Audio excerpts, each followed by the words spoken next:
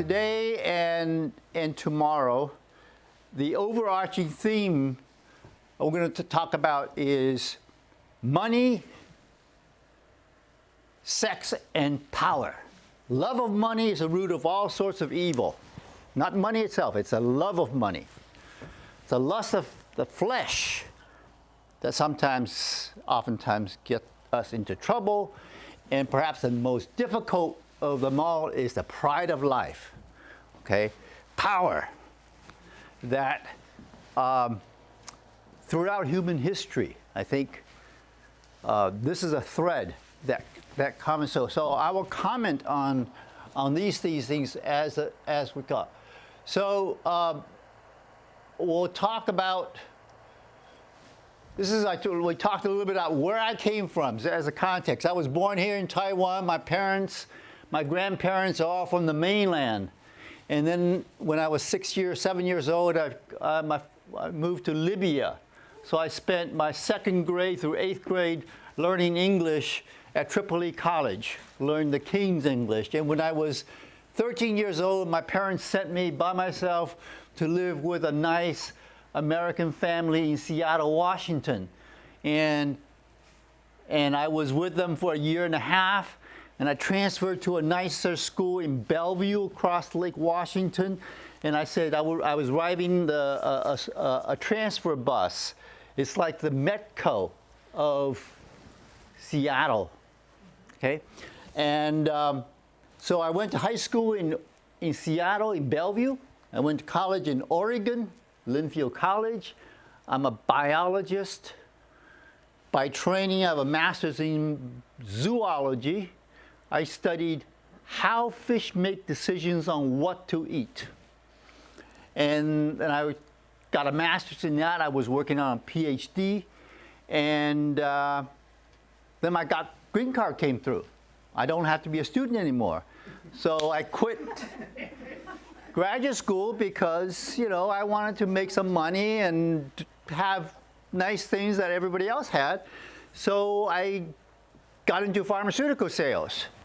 And I married my fiancée at the time, who was also on a student visa. And she was at Brown University getting a PhD in linguistics, and I was at URI. And so she married me, and she got a green card, and so she dropped out of graduate school too. So she started working at learner shops, and this is my grandfather and grandmother, and this is my father, and that's me, and that's my mother, and we were in Libya. So I was an athlete. This is me running a 220 race. And I learned that in life, the last shall be first. This is out of the Beatitudes, okay, in the Bible, in the New Testament, because it was a 220 track, and there were 4 lanes, and I was on the inside lane, and I started way back. So I was the last when I started. I turned the corner, and around the last corner, boom, I finished. Here's the finish line. So the last became first. Okay? And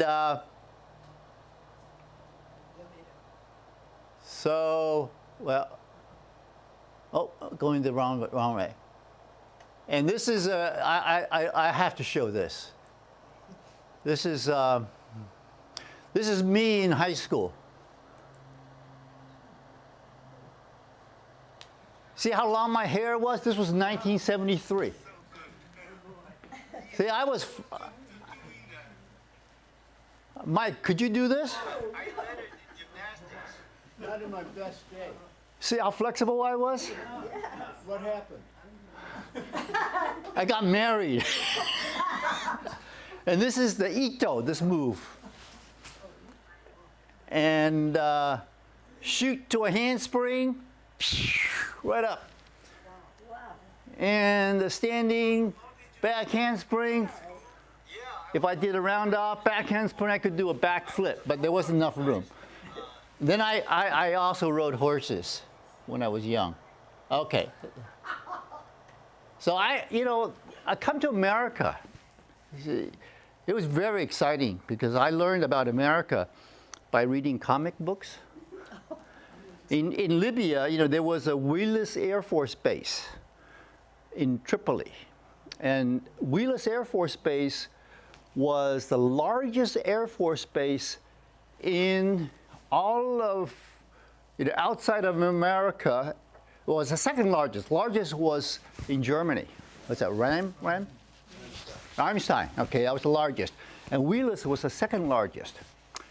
And Wheelus, one of the things that we used to do was we would, for entertainment, right before sunset, we would drive to Wheelus Air Force Base outside the gate where the runway starts, right, the ends or whatever, and we would watch the F-4 Phantoms come in, and they'd land. These are big planes, and they'd land right over your head.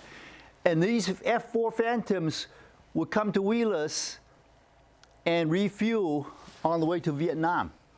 From the U.S., they do a pit stop. Now they do in Abu Dhabi, okay? Except now it's been bombed, okay?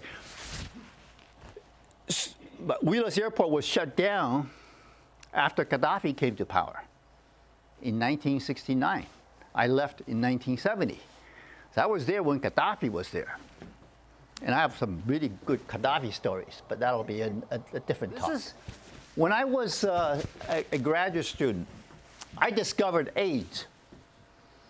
And I wasn't even a doctor.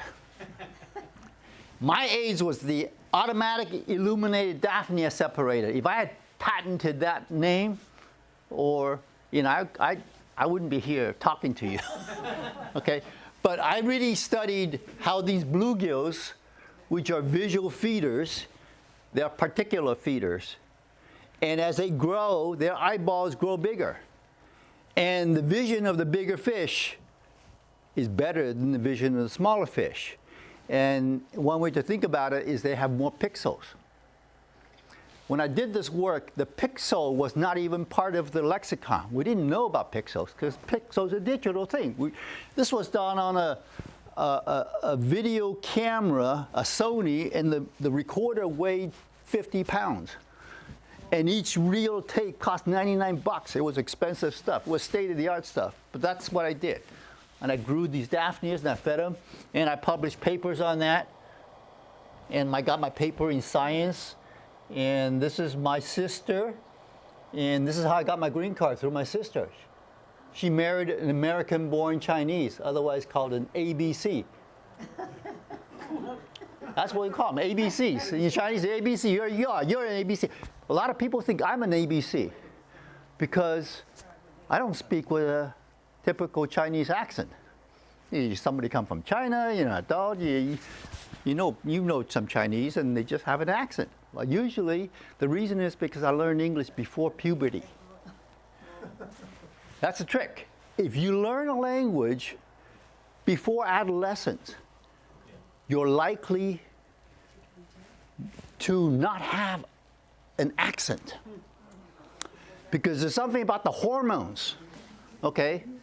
Linguistically, your brains are set, okay? And afterwards, if you learn language as an adult, it's not impossible. Some people are just talented, okay? Most people have an accent, and they can't get rid of that accent. Well, I came to America with a British accent because I went to an English school. I was 13 years old, and after a month, the British accent went away. Okay, so my sister got her green card. She married this ABC. So she petitioned for my mother, who was living in Libya with my father, supporting me and my other sister and my other brother. And my mother petitioned for me to get my green card. And the only condition was I could not get married, because if I got married, I would not be eligible. So I waited until I got my green card, then my fiance, who's from Singapore but with a Taiwanese passport like me, we ran down to the town hall of South Kingston, and the clerk married us, and she got her green card. So we became permanent residents, and 5 years later, I took the test and passed the test and became a naturalized American citizen. So now I have a US passport, and I gave up my Taiwanese passport. So that's my immigration story. And this is me working at Pfizer. That was my first job. It was a nice job. It was the golden years of pharmaceutical sales. Before all the regulations came through, we wined and dined and did a lot of fun stuff. This guy here is David Ho. He was Time Man of the Year because he came up with this concept called viral load. How much virus is in your body? And to kill the virus of AIDS, you use a cocktail, not just one drug, combination therapy.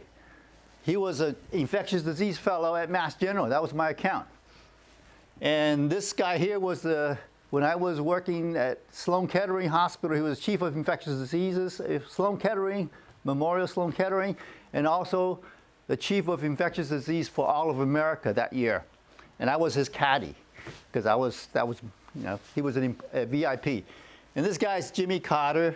I was in the event Pfizer sponsored. Jimmy Carter got an award for his humanitarian funds. And this guy here is Stormin Norman. I was on the advisory board for the Society of Surgical Oncology because he had cancer. He was a cancer survivor. So that was me working. And now we're going to talk about Chinese psyche. First of all, China is a communist country. And because it's a communist country, part of communism, one of the beliefs is that there is no God. It's an atheist country. And because of the culture, if you don't believe there is a God, there's no God, morals are, there's no right and wrong, absolutely. And the Chinese are very pragmatic. And part of pragmatism is the end justifies the means. I just want to get something done, and if I have to bend the rules, so be it. Okay? And that includes bribing people to get ahead. And so the concept of guanxi, people heard of guanxi, the connections you have. If you and I are buddies, and I can ask you for a favor, I'll take you out to dinner. And then you'll reciprocate and take me out for dinner. And then I ask you for a favor. And to make it more likely, I will give you some cash. And then you're likely, so now you move, that idea is cultural and it's endemic. Everybody does it. Everybody knows that everybody does it. And therefore nobody trusts anybody else. Okay? And one of the things about China, when in the 1970s, people heard of the Cultural Revolution. Okay? When here's what happened. Right before the Cultural Revolution, Mao Zedong, who was the chairman of the Chinese Communist Party, he embarked on a very bad idea. Part of their 5-year plan was a great leap forward. And China was the goal was to surpass England, and America in terms of industrial production, as measured by, say, steel output. Okay. And it was a disaster. Communism, they followed the Marxist, the Russians model, communes, collectives. They took away individual lands and said, we're going to form these community farms, and the government tells you what to plant, when to plant it, okay? And if you work hard, or if you don't work hard, you're going to get the same thing. And very soon people realized, why work hard? Because, my next door neighbor who does half the amount of work, he's going to get the same amount. So people became lazy because there was no incentive to work. And one of the results was there was famine.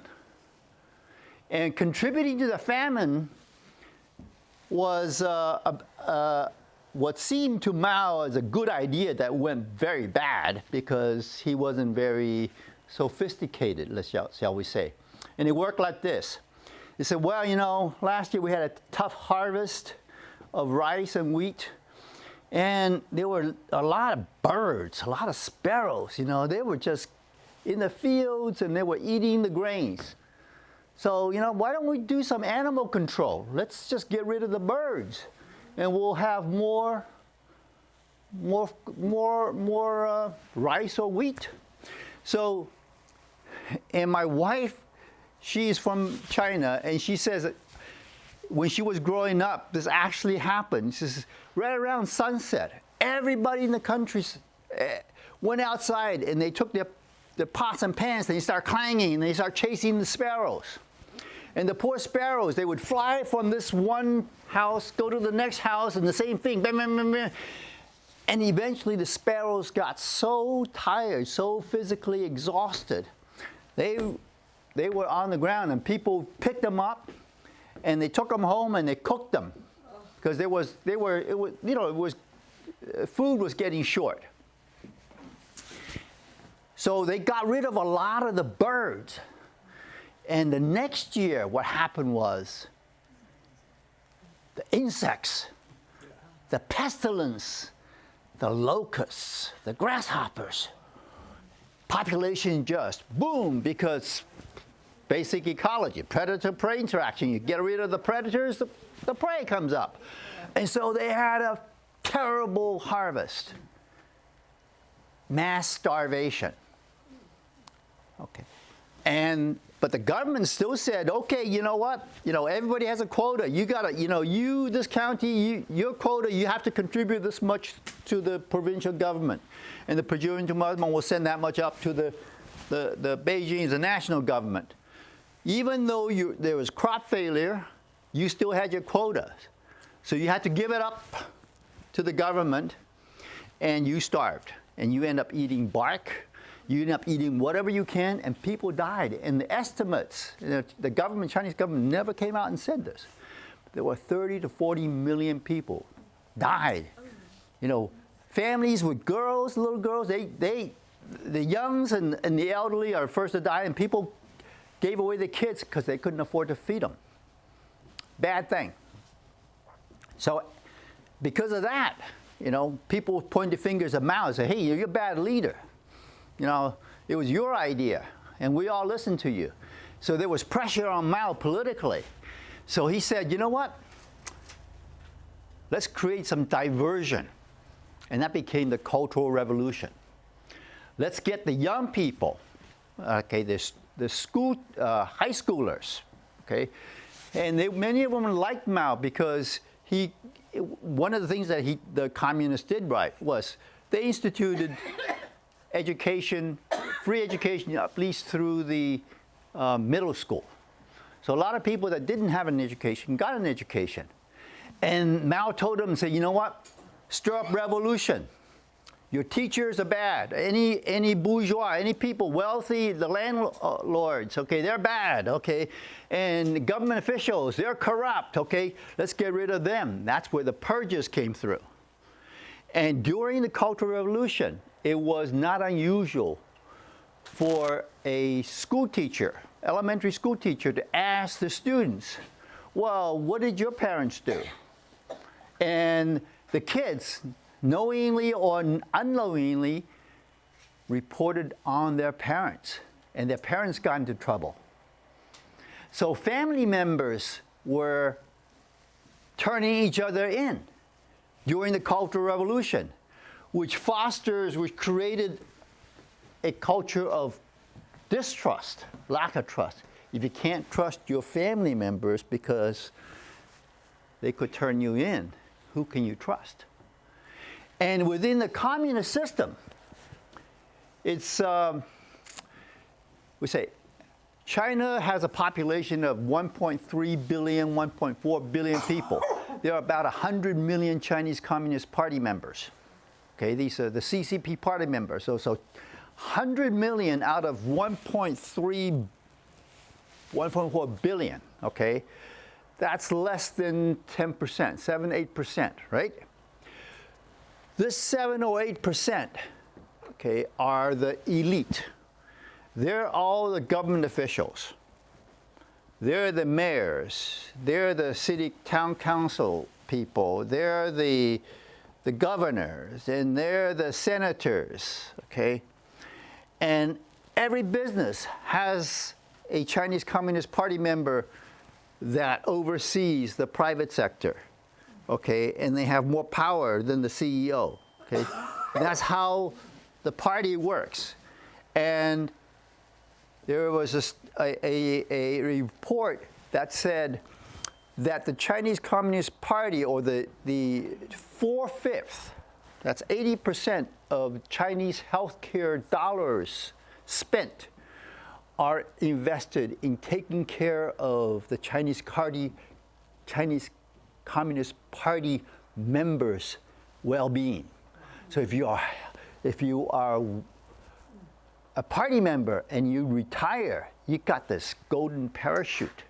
You've got a pension system and a healthcare system that is really, really good, and the rest of the population get crumbs. Okay, and one of the things in China that you ask the local people, you say, what are you most concerned about?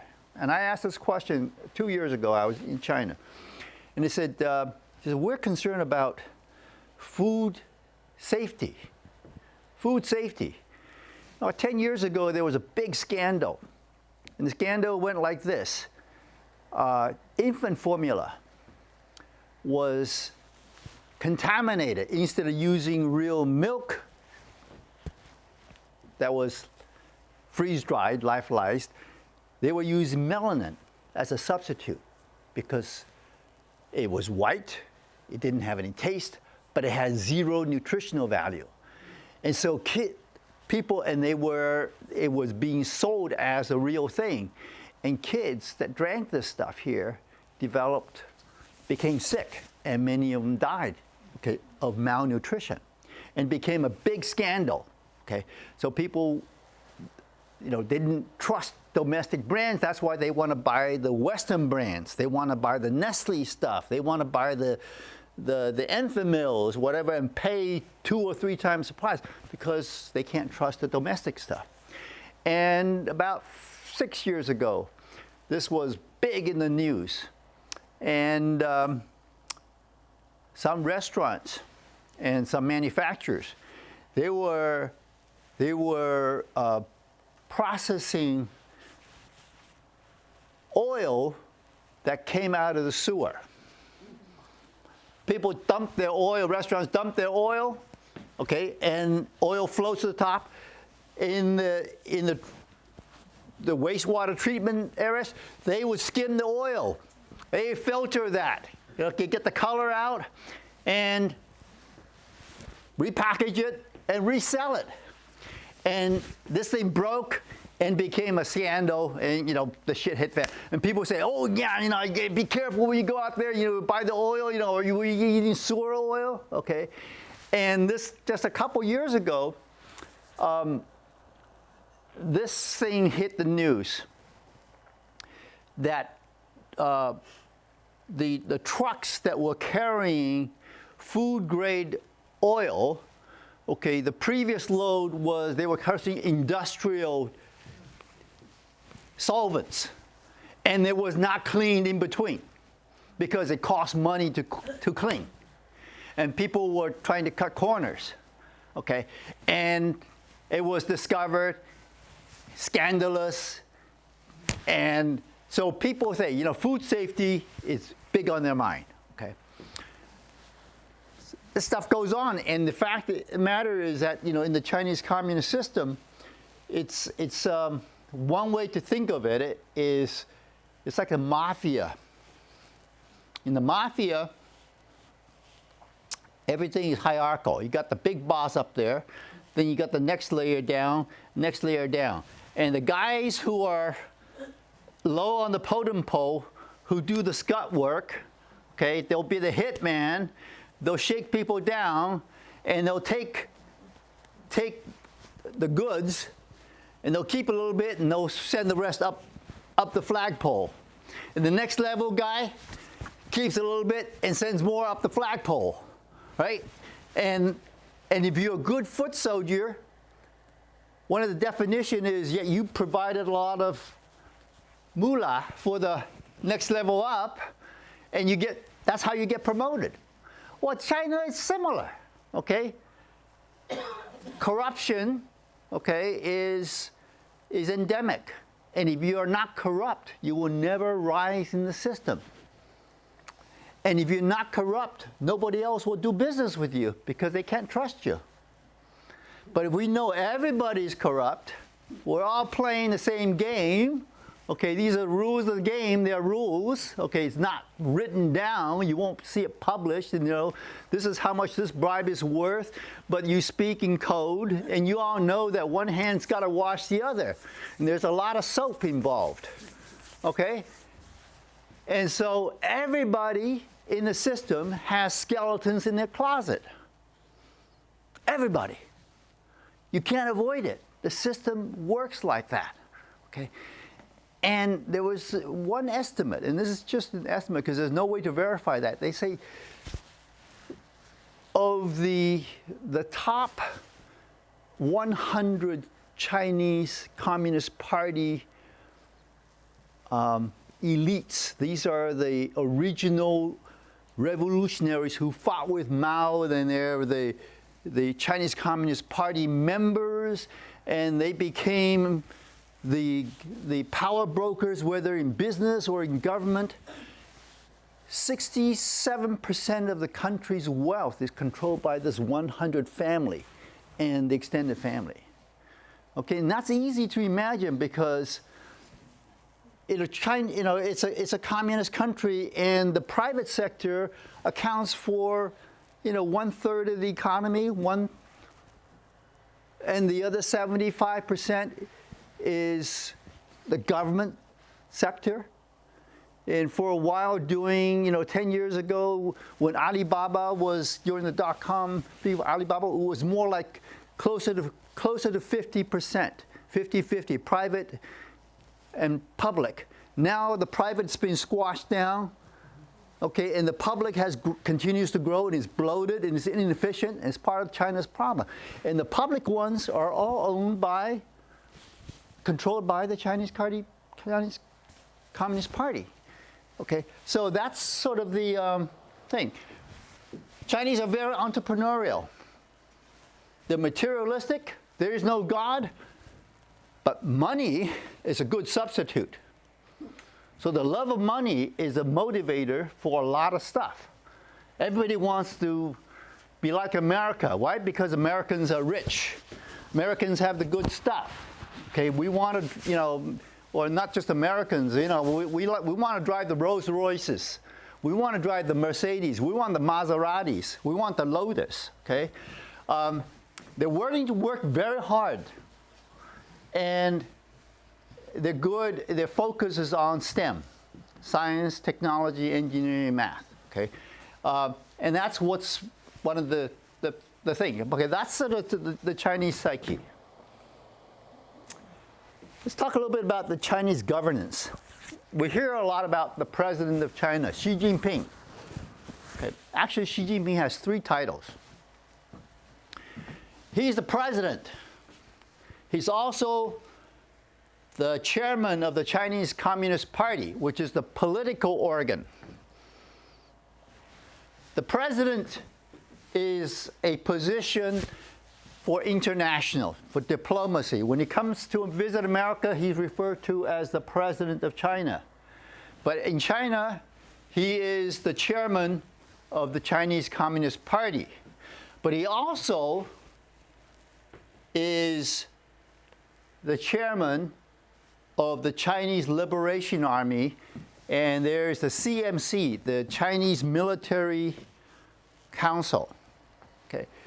And of these three positions, the most powerful is this, the third one, because this, the People's Liberation Army, is the gun.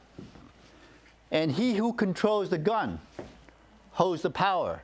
And the mission, the purpose of the PLA when it was formed was to protect the CCP. The army was not an army designed to fight wars, continental wars, okay? China did not have a blue water navy. It was purely for defensive purposes, to protect the party. And Xi Jinping holds all three. But the power in this is seriously diluted.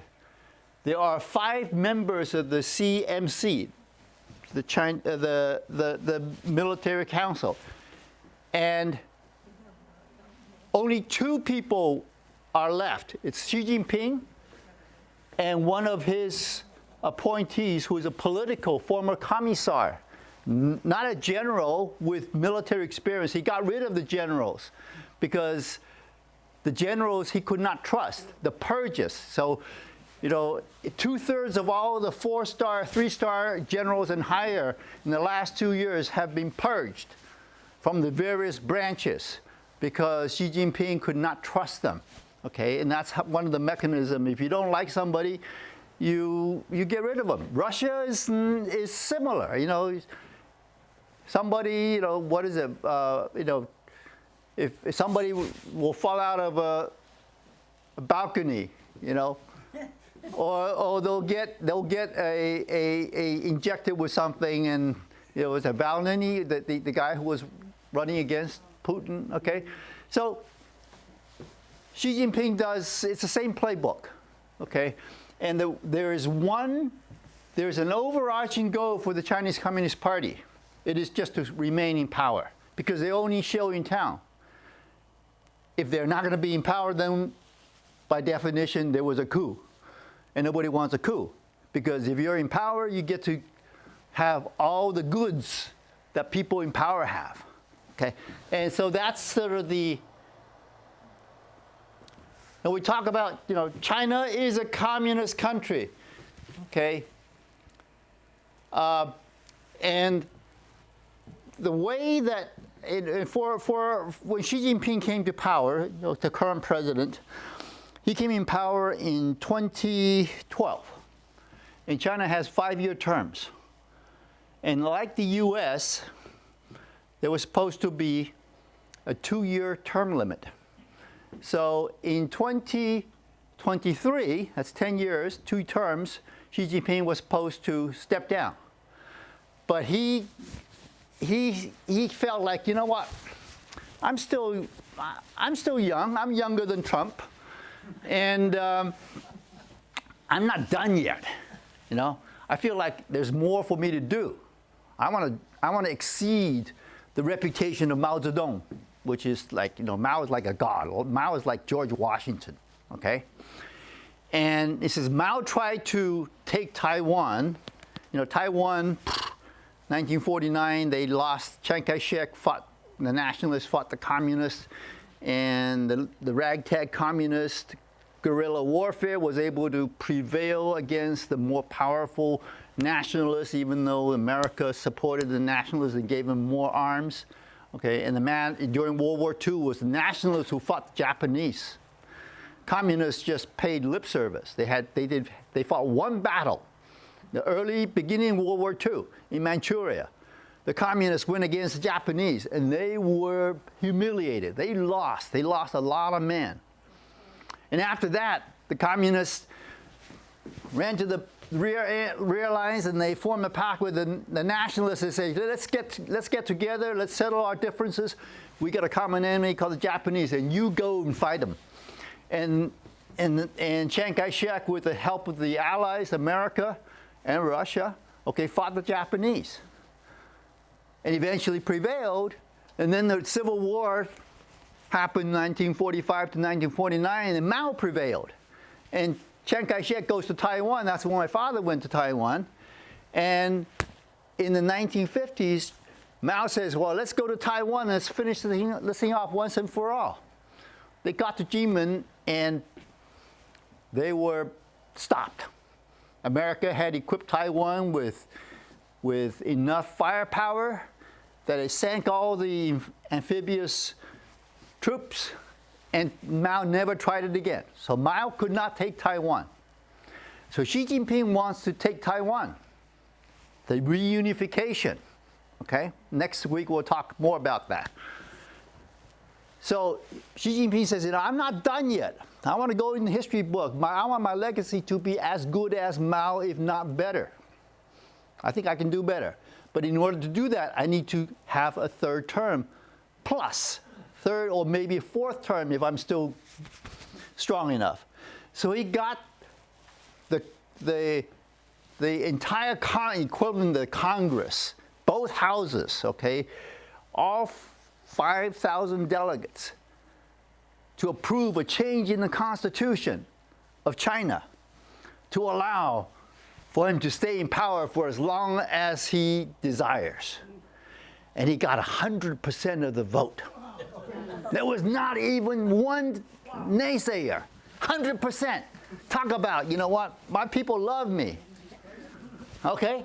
So, and the party says, if anybody's not happy, they say, we want a different system, we want to be more like Taiwan, well, and then they say, no, ask yourself the question, are you better off today than you were like in the 1930s, before the Chinese Communist Party came to power, before it was born, 1949, okay, say, anytime before that, okay, what was life like then compared to today? Which is better? It's a rhetorical question. Of course we're better now, because we were terrible back then. We were poor, we were being, there was war constantly, was fighting, and the civilians took the brunt. So if you're better off today than before, case closed, shut up. Because if you don't, okay, you won't like it. Okay, so people are afraid to speak up because there's a price. So dissent is not tolerated. How do they enforce that? Censorship. Okay, China has more cameras than they have people. Okay, you go to China, one of the first things you notice is just cameras everywhere. Okay, even if you go to a Buddhist temple, a tourist area, just cameras everywhere. It is said that if something happens, if somebody does something bad, they mug somebody, within 10 minutes, okay, they will be able to identify who that person is just through facial recognition because there are cameras everywhere. They just go back in a couple minutes, they've got you. As a result, China is safe. Okay, nobody's allowed guns in China. You can have a butcher knife, but you can't have a firearm. In fact, the soldier, the Chinese PLA, okay, most of the time, the policemen, they may show a gun, or the army may have a gun, but there are no bullets. They don't issue live bullets unless there's a real incident, But most of the time it's for show. Okay, so it is safe, but, pickpockets do occur because when people are very close together, and, sometimes they can snatch something outside of the view of cameras. You got to be good. Compared to America, we have a democracy. Democracy is messy. China, one of the things that are good about communist system is it's very efficient. When the government decides to do something, boy, they do it. They do these 5-year plans, and it's top down. When the government plans and say, we're going to go in this direction, they pull the resources, and everybody goes lockstep. Last year was 2025. China, made in China 2025, okay, was planned 10 years, launched in 2015, 2 5-year plans to say that by 2025, we want China to be the #1 manufacturer in the world in these sectors, and they hit every one of them. Okay? So there's something good to be said about that. In America, you know, when I was in America going to college, I heard about there was a plan to build a high-speed rail between San Francisco and Los Angeles. They're still trying to get the permits. Okay? Because America, we have what? Private ownership of land. And if the government wants to build a railroad through my land, they're going to have to buy the land from me. What if I refuse to sell? You know, I can stop a project by tying up in the courts. China doesn't have that problem. Okay? China has more high-speed rails that are going 250 miles per hour than we have interstate highways. Okay? So, and you know, what we do have, supposedly, is freedom of the press and checks and balances. Enough said.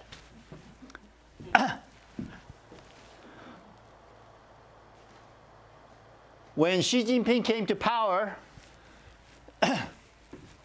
he came up with a term, socialism with Chinese characteristics. How do you jive? You know, this was the dilemma. This was the question that was posed to Deng Xiaoping, who was the premier in the 1990s. And he was the one that came to, actually, he studied a lot of different countries. Singapore. Look at Singapore. Oh, Singapore is successful. You know, and he came to America, and famously he went, it was George Bush was president. It was a big picture. I should have a picture. Well, Xi Jinping, he's about this tall, and he's wearing a big cowboy hat. And he went back, and somebody asked him, you know, we're communists, and you've been told that capitalists are evil, they're bad, and so, you know, and you want us to be just like the Americans and be capitalists. You know, how do you jive the two? And his response was, in this example of end justifies the means, it doesn't matter if you're a white cat or if you're a black cat. As long as you catch mice, you're a good cat. Okay? So China, with the help of the West, okay, was able to grow. They learned everything from the West, okay, and they had an advantage because the West did all the R&D, did all the heavy lifting, and China just took the liberty to copy that, steal it, smuggle it out. They didn't sign any IP protection international laws. We see no problem with taking your IP, intellectual property, and learning and applying it.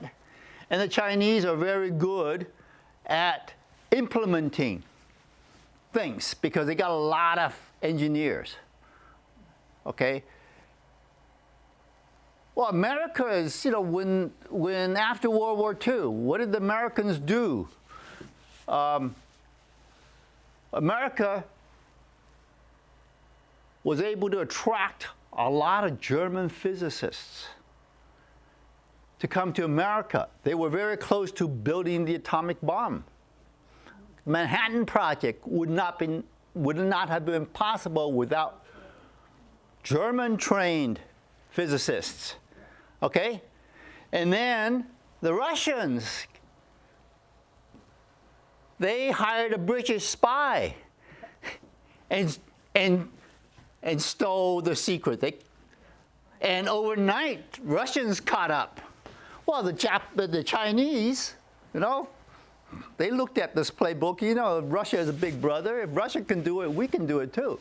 So the Russians, the Chinese, and they had Chinese trained PhDs working in American companies, and they said, you know, come on back. We'll give you, you'll be a national hero. And China came up with its missile program,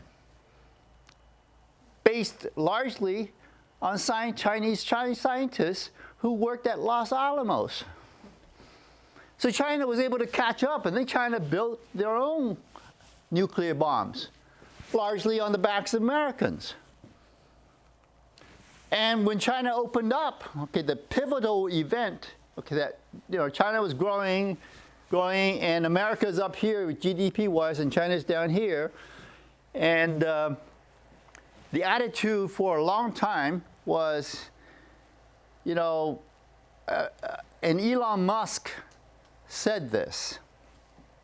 When Elon Musk went to Shanghai and opened up a Tesla factory, okay, China's automobile industry was growing, but was all internal combustion engine. They saw, well, EV is the way to go, okay? And they said, Elon, you come to Shanghai, we'll give you free land, we'll build the factory for you. You just bring your goods, show us how it's done, we'll provide the labor. And Elon, somebody asked Elon, says, are you worried that the Chinese will just take your technology and run with it? Elon says, you know what? I'm not worried. He says, I'll just innovate more. The Chinese can't catch up because they're copiers. They're not innovators. They say, oh, China's, Americans, we're good from going from 0 to 1. Okay, that's innovation. China can take it from 1 to N. Okay, but China don't have the ability to go from 0 to 1. Okay, historically that was true. China was not able to innovate like the Americans did. Okay. So Tesla went to Shanghai, built out his factory, and right after that, a year after that, BYD was born. Okay? And last year, BYD outsold Tesla. BYD is the world's #1 electric car builder. Okay?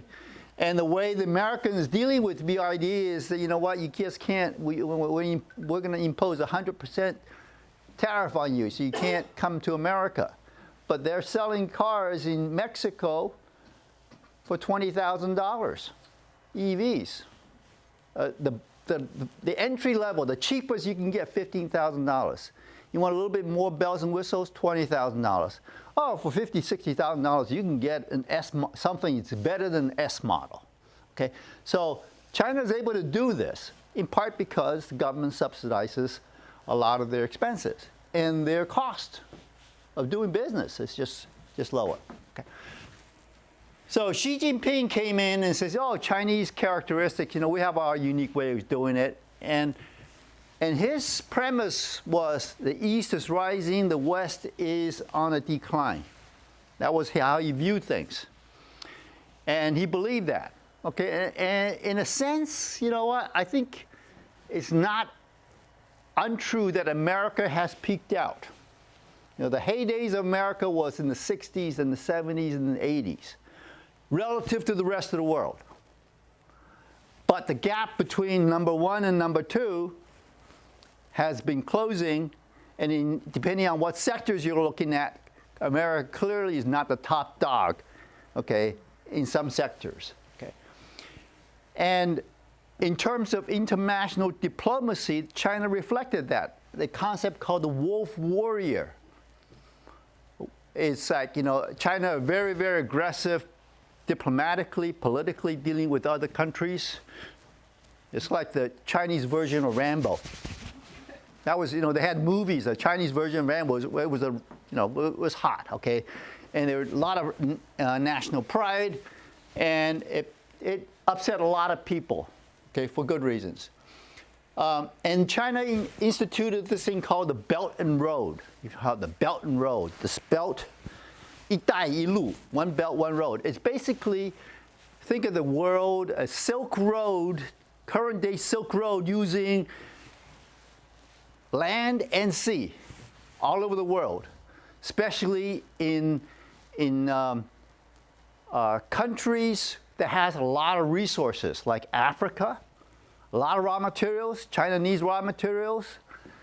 Central Asia, Pakistan, South America. Xi Jinping, China is selling a lot more to the world. Their trade balance, their trade surplus is on the order of $600, $700 billion per year. They sell more than they import. Everything they import and all that surplus, it's got to go somewhere. You can buy U.S. treasuries with it. Okay, that's one. At one point, China held $1.5 trillion in U.S. treasuries. That number has been cut down to about $600 billion. Okay, they're decreasing its holdings, not zero. But they're taking a lot of those dollars and investing in these different countries. They say, you want a dam? You want a highway? You want a you want a high-speed train? We'll build it. We'll finance it. You just pay us back. If you can't pay us back, well, we'll take possession of this property, like this port, and they're strategic. And that, in some cases, that has happened. Not all cases. And so China's been pointed out, say, hey, you know what? You tricked us. You loaned us money knowing that we can't pay you back, and so you repossess us. Okay? So that's going on. There was this guy 3 years ago. It was a premier. So you got the president, you have the premier. Premier is supposed to be in charge of finances in the country. And this guy, who was very popular, his name called Li Chang. Same Li. No, we're probably related way back when. Li Chang went on publicly, okay, at a congressional meeting. On the podium, he said, you know, despite all of China's advances, there are still 600 million Chinese who live on the equivalent of less than $1,000 per month. It was right after Xi Jinping says, oh, you've eradicated poverty. This guy get up there and said something that was not very flattering. So a year later, this guy is now retired, but he's still in his 60s, in good health, and he's swimming in a swimming pool in Shanghai, and he has a mysterious cardiac event. And he was shuttled off in the ambulance to a relatively unknown hospital where he was pronounced dead. And it's scandalous, okay? First of all, the guy's in good health. And secondly, you know, most senior Chinese Communist Party members don't go to small third-tier hospitals, okay? So why did he die? Well, because he embarrassed the boss. Okay? COVID started in Wuhan. And the first year of COVID, China was very aggressive in locking down. The rest of the world was suffering. And China looked like it was doing a good job, better job than America, better job than Europe. But the second and third year, whenever the rest of the world recovered, China was still under lockdown. And it created a real hardship. Imagine, you know, like in America, we were locked down for a week and people were revolting. They went on for almost 3 years. And it was the summer, the third year in Shanghai, you know how hot it is in the summer. Okay, it's just humid, and people were literally locked down. Okay, and everybody was required to get their COVID tests, and it was, you know, it was linked to your smartphone, because everybody has a smartphone, because, you know, you pay things with your smartphones, and if you test positive, it'll come up on your smartphones, then you can't do anything. Okay, because Big Brother's watching, and it was very, very costly to the Chinese economy, because all that price of all the PPPs and stuff was paid for by the local government. And the economy tanked, and he got real pressured, and he got scared, and people were saying, you know, Li Jinping, you got to step down, you got to step down. And his things were, well, I'm afraid to let the guards down because COVID will wipe out the population. But when he got really scared, he just went from real strict to wide open. Okay? Yeah, a lot of people died. Okay? but it wasn't as bad as he thought. And life went on, and they've been picking up. So that's a what started out I was relatively good, became a real stain on thing.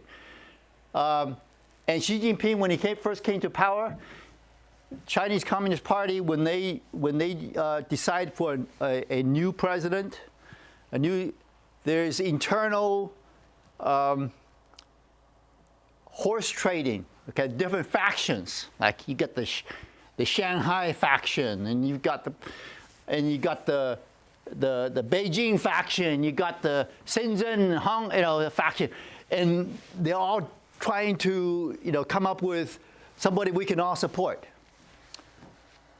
Well, Xi Jinping came in and says, I'm going to get rid of all these other factions, just have my own people.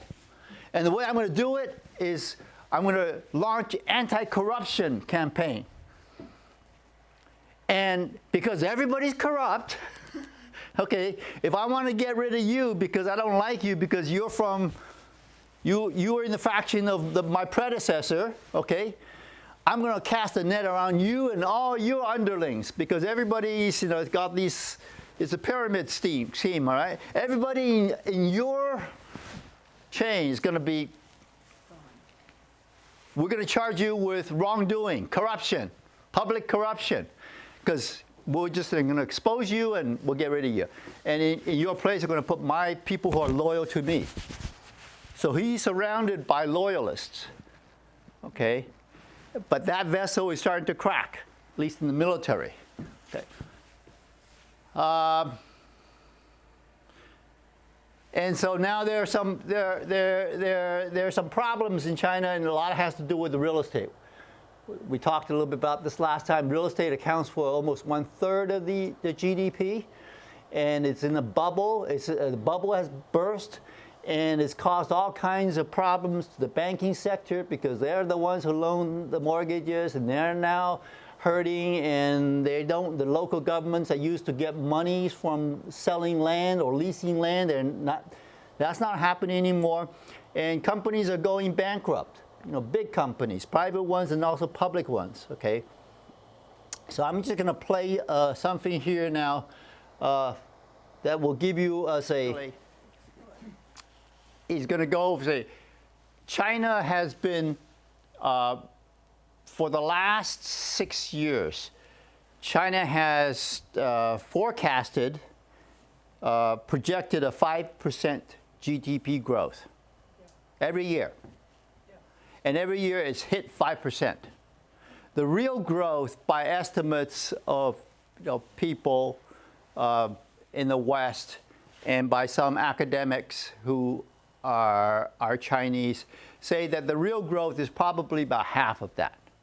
Okay, and so as a result, the thing is whatever statistic that comes out of China, you got to take it with a grain of salt. Okay, but China is growing. Okay, and it is a miracle. If you go to Shanghai, there's a picture of Shanghai. Okay, Shanghai looks better than any American city. Certainly at night, it's more impressive. Okay, and when I was doing consulting and hosting Chinese businessmen, they come to America and I take them to New York City. Okay, and the comment is, boy, the streets are dirty, full of ruts. The buildings are old. Okay, things are much nicer in China. And they're right. I show them the Empire State Building. Well, the Empire State Building is how many years old? In China, a building that is 30 years old is knocked down and they put a new one up. Okay? Okay? And, these things have LEDs and, they're just so much, it's very impressive. How does a country go from really backwaters to being so impressive? I mean, this is an economic miracle. Never in the history of man have we seen this level of meteoric rise. I mean, this is a fact. Okay, we're in uncharted waters because never has an economy grown this much. And there are two ways when we talk about China being the second largest economy in the world. If you use purchasing power parity, PPP, okay, which is using local dollars. China is by far is about 25% larger than the US economy using purchasing power parity comparisons. Okay, to put into perspective, China is building, and next year it should open a canal in the southern part of China that it's about 85 miles that will open up the southern part of China from inland. Instead of going 500 kilometers around by truck, by land, they're going to be able to use barges.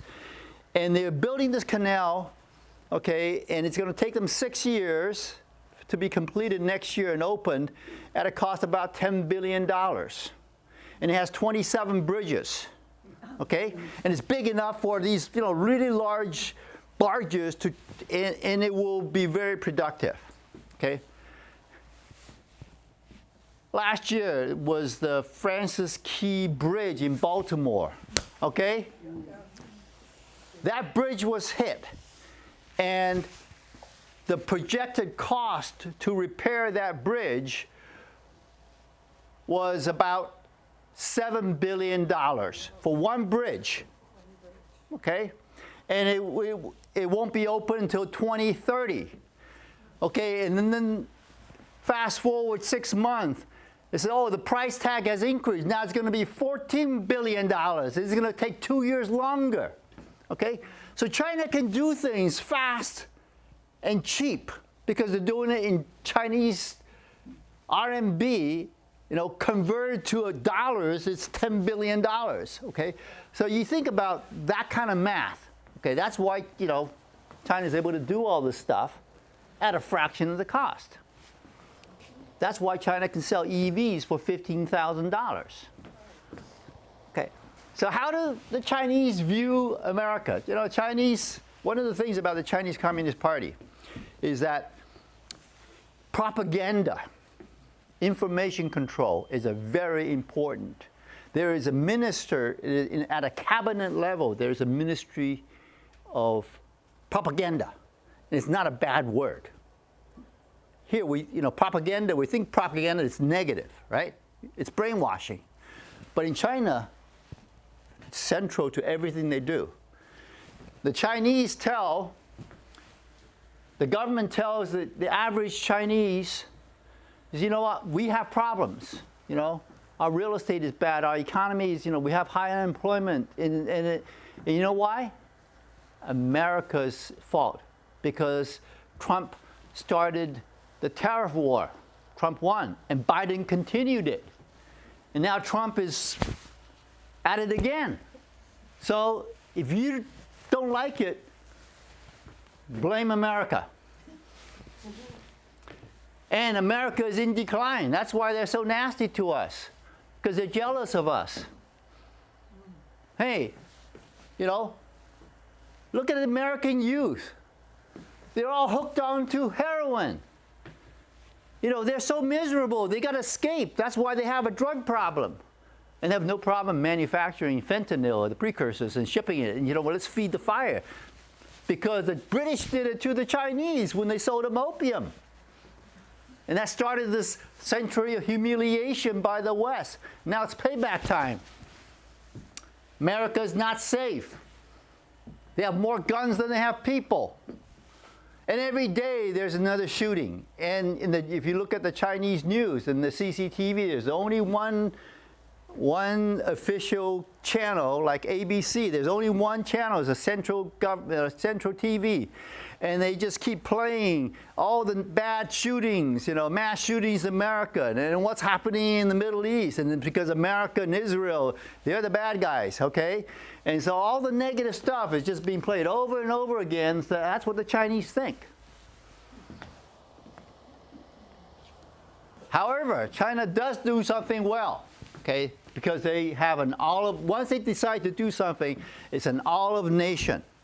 The government will say, let's put resources into AI. Let's put resources into robotics. Let's put resources into clean green tech, solar, wind, nuclear, EVs, and they get the banks to loan money cheaply to the manufacturers, and they subsidize them, okay? And as a result, China, you can't touch China in these areas. The high-speed rail, they learn from the Japanese, they learn from the French, okay? And they did it better. They build dams. If you go to the Yangtze River, the the longest river in China, they built this dam across. That's the largest in the world. From the space shuttle, you can see it. You recognize it, okay? Three Gorges Dam, okay? Now they're building a dam that is 3 times larger than the Three Gorges Dam in Tibet, upstream of a river that feeds India and Bangladesh, and making the Indians very, very nervous. And this thing here, yeah, it's 3 times the size, okay? Right in the Himalayas, in Tibet, okay? And China has landed on the south pole of the moon. Okay, America went to the moon. China's also on the moon. Because they got the space technology. They got the satellite. They have the equivalent of GPS. They have their own domestic ones. They're shooting up rockets. DeepSeek with the AI. Okay, America was going to starve the Chinese of the high-end chips made by Taiwan, the TSMC. So all the high-end NVIDIA chips you can't sell to China. It forced the Chinese to develop their own. Necessity is the mother of invention. Okay, if it can be said, I think, in retrospect, 10, 15 years from now, when we look back and one could make the case that had America not put the restrictions on the Chinese, they probably wouldn't have developed their own domestic high-end chip, because they were just happy to buy whatever TSMC manufactured, using the tools that ASM from the Netherlands made. Now that ASML stuff can't be sold, the high-end ones, to China, so they come up with their own, and they're very, very close. And China has this firewall. In China, I went to China, I couldn't use Facebook. I couldn't go on YouTube. There's the firewall. But there are Chinese who have VPNs, and they can jump the firewall. They can see stuff, okay? And I always found that curious. I said, you know what, my sister-in-law has a VPN. I said, aren't you a little nervous? Say, and you can see what's going on in the West, saying things that you can't see in the local internet. And she said, yeah, the government, I know the government knows that I'm watching this, but I'm a small fry. I'm not a political animal. And if they came after me, so be it. So it's not 100%. Okay, and if the government, if you post something that the government doesn't like, within minutes, you're shut down. And then policemen will knock on your door. The Ministry of Public Security, the budget of the Ministry of Public Security, which is like the combination of the CIA, the FBI, the NSC, is larger than the military budget in China. Imagine all those rockets, all those aircrafts, all those ships that China are building, and they're building lots of them, okay, more than anybody else. The domestic surveillance security is bigger. They're serious about staying in power. Rare earth minerals, okay? I hope I don't offend anybody when I use the term taco. You know what I'm talking about, right? Yeah. Trump always chickens out. Oh, Taco. South of the border, eat Mexican food. When about 3-4 months ago, President Trump was all huffy about imposing tariffs on China. And all of a sudden, we heard very little about that. It was rolled back. Big time. Okay. And why? It's because the Chinese controls the vast majority of the world's supply of rare earth minerals. The American, and now China, if China says, okay, well, tit for tat, you're going to put huge tariffs on that. We're going to stop buying your soybeans. We're going to buy it from Brazil. And that's making the farmers in the Midwest very unhappy because they had budgeted, they projected that it would sell at least as much this year as they did last year, which is what you usually do. And they planned accordingly. Now the Chinese said, we're not buying any of your soybeans. So the farmers, their silos are full of soybeans and they can't sell it. Okay? And the Chinese said, well, we're not going to sell you the rare earth minerals. And in 2 weeks, Detroit shut down.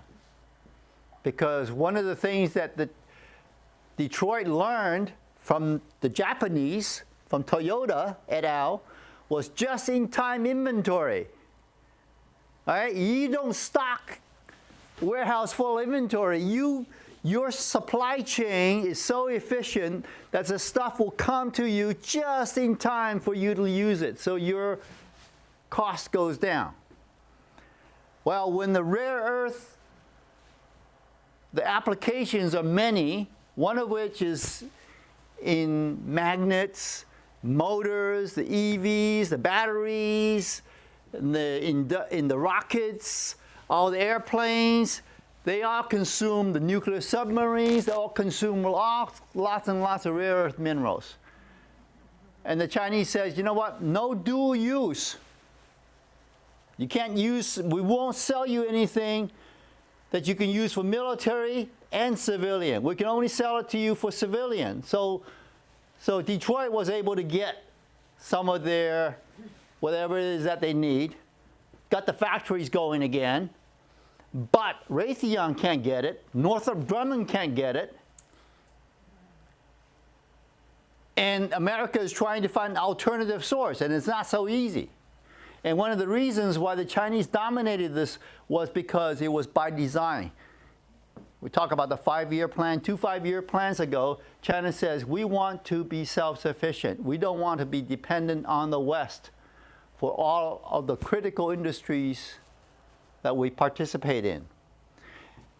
And because China has a relative to the West, they have a more laxed environmental protection philosophy. The laws are not as stringent.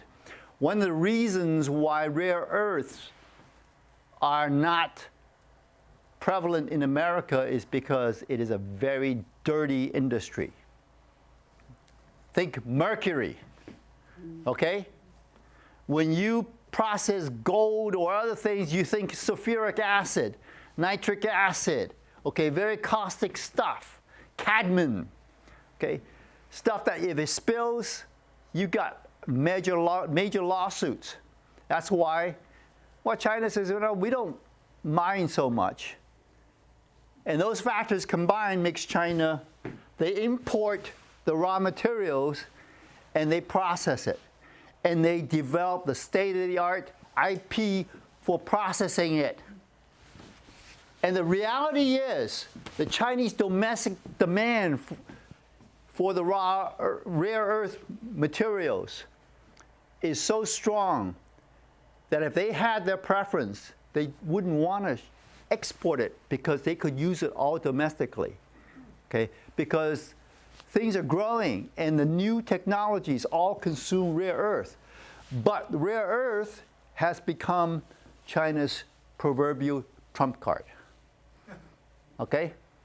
I've got the ace, king, queen, jack, 10. We're playing 3 no trump. Okay? So that's what went into taco. China, all of a sudden, Trump says, holy cow, you know, why didn't you tell me about that? They didn't think about it. Okay? Oh, this thing was here. You know, we're here, we're talking about EVs. Chinese EV trucks, the big 18-wheelers, okay? The number one cost associated with trucks is diesel. Okay, now with the Gulf of Hormuz being closed and 20% of the world's black gold, petroleum goes through there. You know, China was Iran's largest customer. 95% of all Iranian oil went to China. So the price of oil has gone up, price of gas, price of everything associated with diesel, everything's gone up. So the Chinese say, hey, we can use electric so much better. So China's on track this year to sell 500,000 trucks, 500,000 EV trucks. And the way they're doing it is they're having, when your battery's down, okay, everything's standardized. You just pull in, you do a battery exchange. So instead of gas charging, waiting for charge, you just pull up there, they drop your battery, they put another one, you're good to go, and they recharge that one. Okay? That's how they're doing it. But they need to generate electricity. Are they doing this through multiple coal-fired plants? They're doing electricity-wise, they're doing all of the above. They have a lot of coal, they're huge coals. They have nuclear. Their nuclear is number one in the world. China is the number one nuclear manufacturer, and their nuclear is half the cost of France. And France is one of the leaders in the West.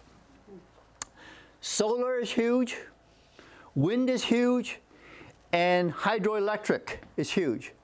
China is producing a lot of electricity, a lot more than America. AI, okay, all these data centers consume huge amounts of electricity.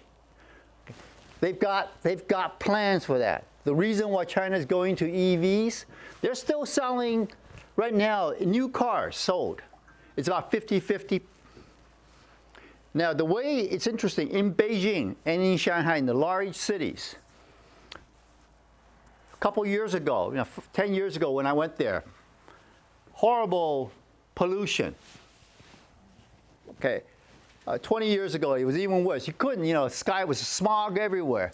Now you can see blue sky. The air's clean, and there are fewer cars. And I asked my brother-in-law, he's from Beijing, and he explained it to me this way. He says, it's hard to get a registration. Okay, if you want to buy a new car, okay, it's by a lottery system. Okay, you gotta. And I said, what's the average waiting time? It says for a gasoline engine, it's 7 years. Wow. Okay? Wow. But if you want an electric one, it's a 1-year wait time. So, if you have an old gasoline car you want to get rid of, you can turn in your old car. Okay, you got the registration, you can turn it in, you can get a new car. You can choose to get an electric car or a gasoline car. But now the gasoline car, because the battery changed, everything, the prices come down.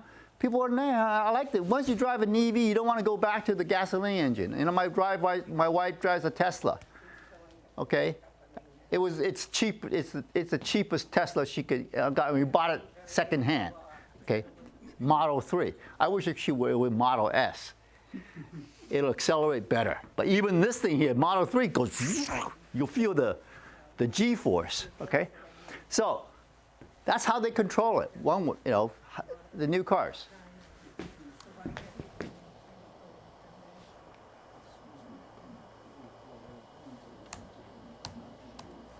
Oh.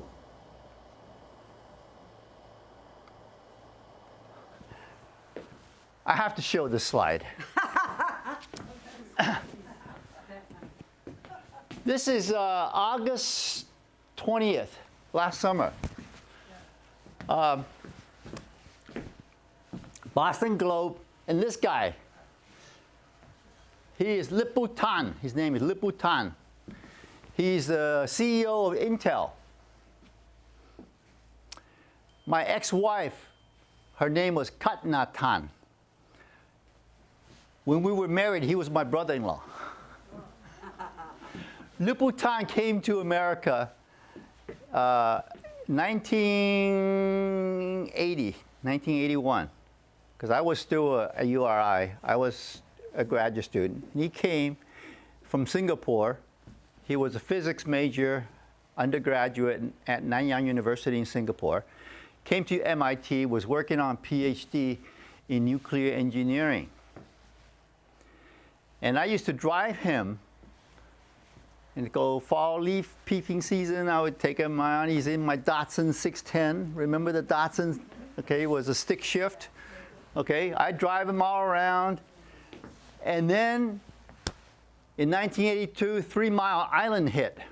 Remember that? 3 Mile Island, the accident? And the US nuclear industry died. It just withered on the vine. And Lip-Bu was working on his PhD, and he had a meeting with his professor, and the professor says, Lip-Bu, if you finish this program, your prospects in America not going to be very good. So I advise you just take your master's and good luck to you. So Lip-Bu went to work for a small venture capital firm. There were 2 Jewish guys in San Francisco, and they were your classic VCs. And Lip-Bu was the junior person, a 3-man shop. And they made him, they said, okay, you're the junior guy, you be the CFO. And he goes, what does the CFO do? So, you balance the books. You can figure that out. You have a master's from MIT. He says, I've never taken a business course in my life. I'm a scientist. They said, well, we'll send you to business school. So they sent him to night school at University of San Francisco, and he got an MBA in finance while he was learning to do VC, venture capital investment. And he became the techie because he comes from a tech background. And the other guys were traditional, brick and mortar, and he turned out to be the lead investor of venture capitalists to go to Asia. The first venture capitalists to go to Taiwan, China, Singapore, Malaysia, and South Korea. This was in the 1980s when VC was a new thing. And the name of the VC firm was Walden Capital, as in Walden Pond. And Lip-Bu, then he started his own, Walden International, and all he did was focus on tech in China, in the East. And he had, in Silicon Valley, he became one of the best, most networked venture capitalists, and he did very well. And when I was at Pfizer, I caught the dot-com fever, and we used to do these networking things. And at one event, was a Chinese networking event, and they were talking about entrepreneurship. So they say, our guest speaker, we're going to get a guy from San Francisco. And they had a speaker to talk about venture investment, and he was an employee of Walden Capital. So I'm listening to the talk, and then at the end, I introduced myself, and I said, my name is Kao, and I said, do you know Lip-Bu Tan? He says, oh, Lip-Bu, he's the master of the universe. I said, yeah, that's my brother-in-law. I was still married to his older sister. Okay, so fast forward. about 10 years ago, a company in Silicon Valley called Cadence. Anybody heard of Cadence? It's a tech company. They make tools in the manufacturing of high-tech stuff. And the stock was not doing well. So they hired Lip-Bu as their CEO. So he came in with a turnaround. And he turned Cadence around while he was still chairman of Walden Capital. He had two hats. And Cadence stock recovered and hit new highs. And he quit. He says, I'm done. And he serves on the boards of gazillion companies. And one of the companies was Intel. And 2 years ago, he was on the board of the Intel, and he resigned because he had a disagreement with the CEO. And then naturally, after he resigned, the board fired the CEO and hired Lip-Bu. Okay? So now he's the CEO of Lip-Bu, and he just celebrated the 1-year anniversary. And the reason for this article was Senator Cotton. Remember, Senator Cotton from I think Kentucky, Republican. Tom Cotton, okay, Arkansas, okay, Midwest somewhere, okay, Arkansas, okay, that's where Bill Clinton from. Okay, and Ambassador Huckabee, all right, that Arkansas, chicken farm country, right? Okay, Tom Cotton, his staff told Tom, and says, this guy Lip-Bu Tan, he's terribly conflicted because he owns a lot of stock in Chinese tech companies, and many of them do business with the People's Liberation Army, the PLA. And he complained to the president. So Trump got the call from Tom, so Tom makes on True Social, says, well, Lip-Bu Tan, he's terribly conflicted. He can't be the CEO. He's got to quit. So when I saw that news, I said, holy mackerel, Lip-Bu is in hot water. Who wants to be in that position to have a target, with the president with the AR-15 shooting at you? So that weekend, Lip-Bu goes to Washington, D.C., and he goes to the White House and meets with the president and Secretary of Finance and the Secretary of Commerce. And they have a very good meeting. And Trump walks out and says, oh, this Lip-Bu guy, he's pretty impressive. Okay, he disclosed to the board what his stock holdings, and yeah, he was in the VC business, so that's why he had all this stock. And by the way, he divested most of that stock, and he put $28 million of his own money into Intel before he took the job, when he took the job. I think he'll do a fine job. And I cut a deal with him. And the deal was, in order for Intel to get the money that was promised by the CHIPS Act, passed by Biden, okay, which include billions of grants, he says, for all the investment that the country, America, is going to make into Intel in the future, plus what we gave them already, we're going to get 10% in stock. So the government owns 10% of Intel stock, but we're not going to have a seat on the board. So it's arm's length, okay?